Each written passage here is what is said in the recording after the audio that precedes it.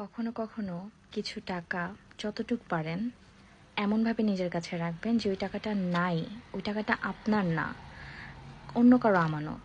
এমনভাবে সেটা মানে যে কোনো জায়গায় যান, শপিংয়ে যান, যে কোনো কিছু দরকার ছাড়া ওটা হাত লাগাবেন না, মনে করবেন ওটা নাই আপনার কাছে।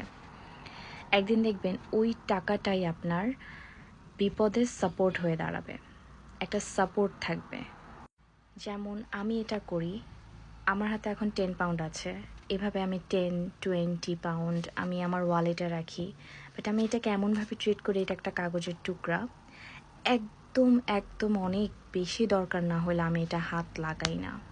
ও এই জিনিসটা করলে দেখবেন যখন কেউ থাকবে না তখন আপনি আপনার সাপোর্ট হয়ে দাঁড়াবেন। আর টাকার অ্যামাউন্টটা যে কোনো অ্যামাউন্ট হতে পারে, এটা আপনাদের উপর। 10, 20, 50, 100, 200, এটা ইটস আপ টু ইউ। একদমই আপনার ব্যাপার, আপনি কতটুকু রাখতে চান। যতটুকুই রাখেন অবশ্যই রাখবেন, এটা আপনারই হেল্প হবে।